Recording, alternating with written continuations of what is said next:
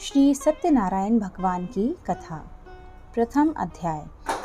महामुनि व्यास जी ने कहा, बहुत समय पहले नैमिषारण्य तीर्थ में शौनकादिक 88,000 ऋषियों ने पुराण वेदता श्री सूत जी से पूछा, हे सूत जी, इस कलयुग में वेद विद्या रहित मानवों को ईश्वर भक्ति किस प्रकार मिलेगी तथा उनका उद्धार कैसे होगा। हे मुनिश्रेष्ठ, ऐसा कोई व्रत अथवा तप बताइए जिसके करने से थोड़े ही समय में पुण्य प्राप्त हो तथा मनवांछित फल भी मिले। ऐसी कथा सुनने की हमारी बहुत इच्छा है। इस प्रश्न पर शास्त्रों के ज्ञाता श्री सूत जी ने कहा, हे वैष्णवों में पूज्य, आप सभी ने प्राणियों के हित एवं कल्याण की बात पूछी है। अब मैं उस श्रेष्ठ व्रत को आप लोगों से कहूँगा जिसे श्रेष्ठ मुनि नारद जी ने श्री लक्ष्मी नारायण भगवान से पूछा था और श्री लक्ष्मी नारायण भगवान ने मुनि श्रेष्ठ नारद जी को बताया था। आप सभी श्रोतागण यह कथा ध्यान से सुने। मुनिनाथ सुनो यह सत्य कथा, सब काल ही होए महासुखदाई, भवताप हरे पूर्ण मनोरथ करे सुख संपत्ति की अधिकाई, संकट में दुख दूर करे, सब ठौर कुठौर में होत सहाई, महान महात्म है इनमें कली काल में फल और जनाई। मुनि श्रेष्ठ नारद दूसरों के कल्याण हेतु सभी लोकों में घूमते हुए एक समय मृत्यु लोक में आ पहुँचे। यहाँ बहुत सी योनियों में जन्मे प्रायः सभी मनुष्यों को अपने कर्मानुसार अनेक कष्टों से पीड़ित देखकर उन्होंने सोचा कि किस यत्न के करने से प्राणियों के कष्ट का निवारण हो सकेगा। मन में ऐसा विचार करके श्री नारद जी विष्णु लोक को गए। वहाँ श्वेत वर्ण और 4 भुजाओं वाले देवों के ईश नारायण, जिनके हाथों में चक्र, शंख, गदा और पद्म थे तथा वरमाला पहने हुए थे, उनको देखकर उनकी स्तुति करने लगे। नारद जी ने कहा, हे भगवान, आप अति शक्तिवान हैं, मन तथा वाणी भी आपको नहीं पा सकती। आपका आदि मध्य अंत भी नहीं है। निर्गुण स्वरूप सृष्टि के कारण भक्तों के कष्टों को नष्ट करने वाले हो। आपको मेरा शत शत नमन है। नारद जी से इस प्रकार की प्रार्थना सुनकर विष्णु भगवान बोले, हे योगीराज, आपके मन में क्या है? आपको किस कार्य हेतु यहाँ आना हुआ है? निसंकोच कहें। तब मुनि श्रेष्ठ नारद ने कहा, मृत्यु लोक में सब मनुष्य जो अनेक योनियों में पैदा हुए हैं, अपने अपने कर्मों के द्वारा अनेक प्रकार के कष्टों के कारण दुखी हैं। हे स्वामी, यदि आप मुझ पर दया रखते हैं तो बताइए कि उन मनुष्यों के सब कष्ट थोड़े ही यत्न से किस प्रकार दूर हो सकते हैं। श्री विष्णु भगवान ने कहा, हे नारद, मनुष्यों की भलाई हेतु तुमने यह बहुत उत्तम प्रश्न किया है। जिस व्रत के करने से मनुष्य कष्टों से छूट जाता है, वह व्रत मैं तुमसे कहता हूँ, सुनो। अति पुण्य प्रदान करने वाला, स्वर्ग तथा मृत्यु लोक दोनों में दुर्लभ एक अति उत्तम व्रत है जो आज मैं तुमसे कहता हूँ। श्री सत्यनारायण भगवान का यह व्रत विधि विधान पूर्वक संपन्न करने पर मनुष्य इस धरती पर सभी प्रकार के सुख भोग कर मरणोपरांत मोक्ष को प्राप्त करता है। भगवान के ऐसे वचन सुनकर नारद मुनि बोले, हे भगवान, उस व्रत का विधान क्या है, फल क्या है? इससे पहले किसने यह व्रत किया है और किस दिन यह व्रत करना चाहिए? कृपया यह सब मुझे विस्तार से बतलाइए। श्री विष्णु भगवान ने कहा, हे नारद, दुख, शोक एवं सभी प्रकार की व्याधियों को दूर करने वाला यह व्रत सब स्थानों पर विजय दिलाने वाला है। श्रद्धा और भक्ति के साथ किसी भी दिन मनुष्य संध्या के समय श्री सत्यनारायण भगवान की ब्राह्मणों और बंधुओं के साथ पूजा करें। भक्ति भाव से केले का फल, नैवेद्य, घी, शहद, शक्कर अथवा गुड़, दूध और गेहूं का आटा सवाया लें। गेहूं के अभाव में साठी चावल का चूर्ण भी ले सकते हैं। इन सभी को भक्ति भाव से भगवान श्री सत्यनारायण को अर्पण करें। बंधु बांधवों सहित ब्राह्मणों को भोजन कराएं। इसके पश्चात ही स्वयं भोजन करें। रात्रि में सत्यनारायण भगवान के गीत का आयोजन करके श्री सत्यनारायण भगवान का स्मरण करते हुए समय व्यतीत करें। इस तरह जो मनुष्य व्रत करेंगे उनकी मनोकामनाएं अवश्य ही पूर्ण होंगी। विशेष रूप से कलयुग में मृत्यु लोक में यही एक ऐसा उपाय है जिससे अल्प समय और कम धन में महान पुण्य की प्राप्ति हो सकती है। प्रथम अध्याय समाप्त। द्वितीय अध्याय। महान संत सूत जी ने कहा, हे ऋषियों, जिन्होंने प्राचीन काल में इस व्रत को किया है, उनका इतिहास मैं आपसे कहता हूँ। आप सब ध्यान से सुने। अति सुंदर काशीपुरी नगरी में एक अति निर्धन ब्राह्मण वास करता था। वह भूख और प्यास से बेचैन होकर हर समय दुखी रहता था। ब्राह्मणों से प्रेम करने वाले श्री विष्णु भगवान ने उसको दुखी देखकर एक दिन बूढ़े ब्राह्मण का वेश धारण करके निर्धन ब्राह्मण के पास जाकर बड़े आदर से पूछा, हे ब्राह्मण, तुम हर समय दुखी होकर पृथ्वी पर क्यों घूमते हो? हे श्रेष्ठ ब्राह्मण, अपनी व्यथा मुझसे कहो, मैं सुनना चाहता हूँ। कष्टों से घिरे उस ब्राह्मण ने कहा, मैं निर्धन ब्राह्मण हूँ, भिक्षा के लिए पृथ्वी पर मारा मारा फिरता हूँ। हे भगवान, यदि आप इससे मुक्ति पाने का कोई उपाय जानते हो तो कृपा करके मुझे बताएं। तब वृद्ध ब्राह्मण का रूप धारण किए हुए श्री विष्णु भगवान बोले, हे ब्राह्मण, श्री सत्यनारायण भगवान मनोवांछित फल देने वाले हैं, इसलिए तुम उनका विधि पूर्वक पूजन करो, जिसके करने से मनुष्य सब दुखों से मुक्त हो जाता है। दरिद्र ब्राह्मण को व्रत का संपूर्ण विधान बताकर बूढ़े ब्राह्मण का रूप धरे श्री सत्यनारायण भगवान अंतर्ध्यान हो गए।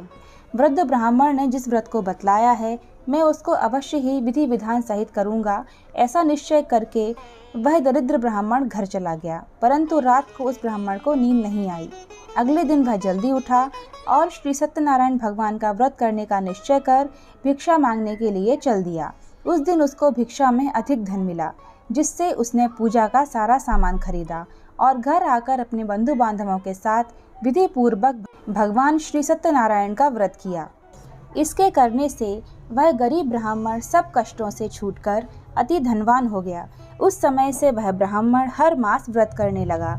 सत्यनारायण भगवान के व्रत को जो शास्त्र विधि के अनुसार श्रद्धापूर्वक करेगा, वह सब कष्टों से छूटकर मोक्ष प्राप्त करेगा। जो भी मनुष्य श्री सत्यनारायण भगवान का व्रत करेगा, वह सब कष्टों से छूट जाएगा। इस तरह नारद जी से श्री सत्यनारायण भगवान का कहा हुआ व्रत मैंने तुमसे कहा। हे श्रेष्ठ ब्राह्मणों, अब आप और क्या सुनना चाहते हैं, मुझे कहें। तब ऋषियों ने कहा, हे मुनीश्वर, संसार में इस विप्र से सुनकर किस किस ने इस व्रत को किया, हम सब सुनना चाहते हैं। मुनियों से ऐसा सुनकर श्री सूत जी ने कहा, हे मुनिगण, जिस जिस प्राणी ने इस व्रत को किया है, उन सबकी कथा सुनो।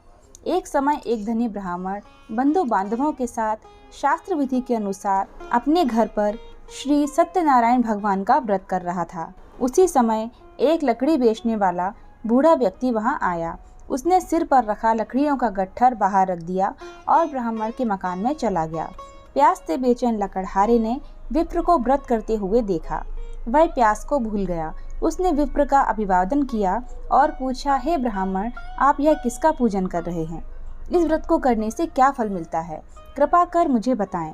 तब उस ब्राह्मण ने कहा, सब इच्छाओं को पूर्ण करने वाला यह श्री सत्यनारायण भगवान का व्रत है। इन्हीं की कृपा से मेरे यहाँ धन एवं ऐश्वर्य का आगमन हुआ है। ब्राह्मण से इस व्रत के बारे में जानकर वह लकड़हारा अत्यंत प्रसन्न हुआ। भगवान का चरणामृत लेकर और भोजन करने के पश्चात वह अपने घर चला गया।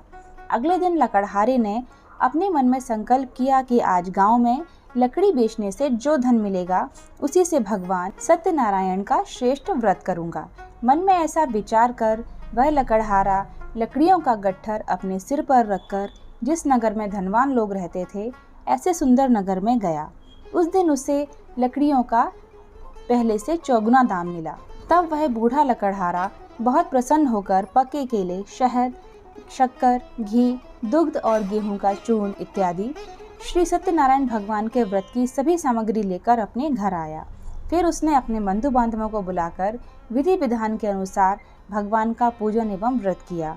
उस व्रत के प्रभाव से वह बूढ़ा लकड़हारा धन धान्य से युक्त हुआ और संसार के समस्त सुख भोग कर वैकुंठ को चला गया। इति श्री सत्यनारायण व्रत कथा द्वितीय अध्याय संपूर्ण। तृतीय अध्याय। श्री सूत जी बोले, हे श्रेष्ठ मुनियों, अब मैं आगे की कथा कहता हूँ, सुनो। प्राचीन काल में उल्का मुख नाम का एक महान ज्ञानी राजा था। वह जितेंद्रिय और सत्य वक्ता था। प्रतिदिन मंदिरों में जाता, गरीबों को धन देकर उनकी दुखों को दूर करता था। उनकी पत्नी कमल के समान सुंदर मुख वाली और सती साध्वी थी। एक दिन भद्रशिला नदी के तट पर वे दोनों विधि विधान सहित श्री सत्यनारायण भगवान का व्रत कर रहे थे। उस समय वहाँ साधु नामक एक वैश्य आया। उसके पास व्यापार के लिए बहुत सा धन था। वह वैश्य नाव को नदी किनारे पर ठहरा कर राजा के पास आया। राजा को व्रत करते हुए देखकर उसने विनम्रता पूर्वक पूछा, हे राजन, जय आप क्या कर रहे हैं? मेरी सुनने की इच्छा है, कृपया आप यह मुझे भी समझाइए। महाराज उल्कामुख ने कहा, हे वैश्य, मैं अपने बंधु बांधवों के साथ पुत्र की प्राप्ति के लिए श्री सत्यनारायण भगवान का व्रत व पूजन कर रहा हूँ। राजा के वचन सुनकर साधु नामक वैश्य ने आदर से कहा, हे राजन, मुझे भी इसका संपूर्ण विधान समझाएं। मैं भी आपके कहे अनुसार इस व्रत को करूंगा। मेरे भी कोई संतान नहीं है। मुझे विश्वास है इस उत्तम व्रत को करने से अवश्य ही मुझे संतान की प्राप्ति होगी। राजा से व्रत के सब विधान सुनकर व्यापार से निवृत्त हो वह वैश्य सुखपूर्वक अपने घर आया। उसने अपनी पत्नी को संतान देने वाले उस व्रत के विषय में बताया और प्रण किया कि जब मेरे संतान होगी तब मैं भी इस व्रत को करूंगा। वैश्य ने ये वचन अपनी पत्नी लीलावती से कहे। एक दिन उसकी पत्नी लीलावती श्री सत्यनारायण भगवान की कृपा से गर्भवती हो गई। 10वें महीने में उसने एक अति सुंदर कन्या को जन्म दिया। दिनों दिन वह कन्या इस तरह बढ़ने लगी जैसे शुक्ल पक्ष का चंद्रमा बढ़ता है। कन्या का नाम उन्होंने कलावती रखा। एक दिन लीलावती ने मीठे शब्दों में अपने पति को याद दिलाया कि आपने जो भगवान का व्रत करने का संकल्प किया था अब उसे पूरा कीजिए। वैश्य ने कहा, हे प्रिय, मैं कलावती के विवाह पर इस व्रत को करूंगा। इस प्रकार अपनी पत्नी को आश्वासन देकर वह व्यापार करने विदेश चला गया। कलावती पितृगृह में वृद्धि को प्राप्त होती रही। लौटने पर साधु ने जब नगर में सखियों के साथ अपनी वयस्क होती पुत्री को खेलते देखा तो उसे उसके विवाह की चिंता हुई। तब उसने एक दूत को बुलाकर कहा कि उसकी पुत्री के लिए कोई सुयोग्य वर देखकर लाओ। दूत साधु नामक उस वैश्य की आज्ञा पाकर कंचन नगर पहुंचा और देखभाल कर वैश्य की कन्या के लिए एक सुयोग्य वणिक पुत्र ले आया। उस सुयोग्य लड़के के साथ साधु नामक वैश्य ने अपने बंधु बांधवों सहित प्रसन्नचित होकर अपनी पुत्री का विवाह कर दिया। दुर्भाग्य से वह विवाह के समय भी श्री सत्यनारायण भगवान का व्रत करना भूल गया। इस पर श्री भगवान अत्यंत क्रोधित हो गए। उन्होंने वैश्य को श्राप दिया कि तुम्हें दारुण दुख प्राप्त होगा। एक समय अपने कार्य में कुशल वह वैश्य अपने दामाद सहित नावों का बेड़ा लेकर व्यापार करने के लिए सागर के समीप स्थित रत्नसारपुर नगर में गया। रत्नसारपुर में चंद्रकेतु नामक राजा राज करता था। दोनों ससुर जमाई चंद्रकेतु राजा के उस नगर में व्यापार करने लगे। एक दिन भगवान सत्यनारायण की माया से प्रेरित होकर एक चोर राजा चंद्रकेतु का धन चुराकर भाग रहा था। राजा के दूतों को अपने पीछे तेजी से आते देखकर चोर ने घबराकर राजा के धन को उस वैश्य की नाव में चुपचाप रख दिया जहां वे ससुर जमाई ठहरे हुए थे और भाग गया। जब राजदूतों ने उस वैश्य के पास राजा के धन को रखा देखा तो उन्होंने उन ससुर दामाद को ही चोर समझ लिया। वे उन ससुर दामाद दोनों को बांधकर ले गए और राजा के समीप जाकर बोले, आपका धन चुराने वाले ये 2 चोर हम पकड़ कर लाए हैं, देखकर आज्ञा दें। तब राजा ने उस वैश्य की बात सुने बिना ही उन्हें कारागार में डालने की आज्ञा दे दी। इस प्रकार राजा की आज्ञा से उनको कारावास में डाल दिया गया तथा उनका सारा धन भी छीन लिया। सत्यनारायण भगवान के श्राप के कारण उस वैश्य की पत्नी लीलावती व पुत्री कलावती भी घर पर बहुत दुखी रहने लगी। उनका सारा धन चोर चुरा कर ले गए। मानसिक व शारीरिक पीड़ा तथा भूख प्यास से व्याकुल होकर बहुत दुखी होकर भोजन की आस में कलावती एक ब्राह्मण के घर गई। उसने ब्राह्मण को श्री सत्यनारायण भगवान का व्रत विधि पूर्वक करते देखा। उसने कथा सुनी तथा श्रद्धा पूर्वक प्रसाद ग्रहण करके रात को घर आई। माता ने कलावती से पूछा, हे पुत्री, तू अब तक कहाँ रही? मैं तेरे लिए बहुत चिंतित थी। माता के शब्द सुनकर कलावती बोली, हे माता, मैंने एक ब्राह्मण के घर श्री सत्यनारायण भगवान का व्रत होते देखा है और मेरे भी उस उत्तम व्रत को करने की इच्छा है। माता ने कन्या के वचन सुनकर सत्यनारायण भगवान के पूजन की तैयारी की। उसने बंधु बांधवों सहित श्री सत्यनारायण भगवान का पूजन व व्रत किया और वर मांगा कि मेरे पति और दामाद शीघ्र ही घर लौट आएं। साथ ही विनती की कि हे प्रभु, अगर हमसे कोई भूल हुई हो तो हम सबके अपराध क्षमा करो। श्री सत्यनारायण भगवान इस व्रत से प्रसन्न हो गए। उन्होंने राजा चंद्रकेतु को स्वप्न में दर्शन देकर कहा, हे राजन, जिन 2 वैश्यों को तुमने बंदी बना रखा है वे निर्दोष हैं। उन्हें प्रातः ही छोड़ दो। उनका सब धन जो तुमने अधिग्रहित किया है लौटा दो, अन्यथा मैं तुम्हारा राज्य, धन, पुत्र आदि सब नष्ट कर दूंगा। राजा से ऐसे वचन कहकर भगवान अंतर्ध्यान हो गए। प्रातः काल राजा चंद्रकेतु ने दरबार में सबको अपना स्वप्न सुनाया और सैनिकों को आज्ञा दी कि दोनों वैश्यों को कैद से मुक्त कर दरबार में ले आओ। दोनों वैश्यों ने आते ही राजा को प्रणाम किया। राजा ने कोमल वचनों से कहा, हे महानुभावों, तुम्हें अज्ञानतावश ऐसा कठिन दुख प्राप्त हुआ है। अब तुम्हें कोई भय नहीं है, तुम मुक्त हो। ऐसा कहकर राजा ने उनको नए नए वस्त्राभूषण पहनवाए तथा उनका जितना धन लिया था उससे दोगुना लौटाकर आदर से विदा किया। दोनों वैश्य अपने घर को चल दिए।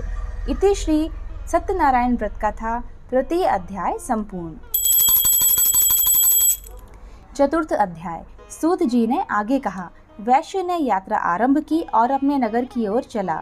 उनके थोड़ी दूर आगे बढ़ने पर दंडी वेशधारी श्री सत्यनारायण भगवान ने उसकी परीक्षा लेने हेतु उससे पूछा, हे वैश्य, तेरी नाव में क्या है? अभिमानी वणिक हंसता हुआ बोला, हे दंडी, आप ऐसा क्यों पूछते हैं? क्या धन लेने की कामना है? मेरी नाव में तो बेल और पत्ते भरे हैं। वैश्य के ऐसे वचन सुनकर दंडी वेशधारी श्री सत्यनारायण भगवान बोले, तुम्हारा वचन सत्य है। ऐसा कहकर वे वहां से चले गए। कुछ दूर जाकर समुद्र के तट पर बैठ गए। दंडी महाराज के जाने के पश्चात वैश्य ने नित्य क्रिया से निवृत्त होने के बाद नाव को ऊंची उठी देखकर अचंभा किया तथा नाव में बेल पत्ते आदि देखकर मूर्छित होकर जमीन पर गिर पड़ा। मूर्छा खुलने पर अतिशोक करने लगा। तब उसके दामाद ने कहा, आप शोक न करें, यह दंडी महाराज का श्राप है, अतः हमें उनकी शरण में ही चलना चाहिए, वही हमारे दुखों का अंत करेंगे।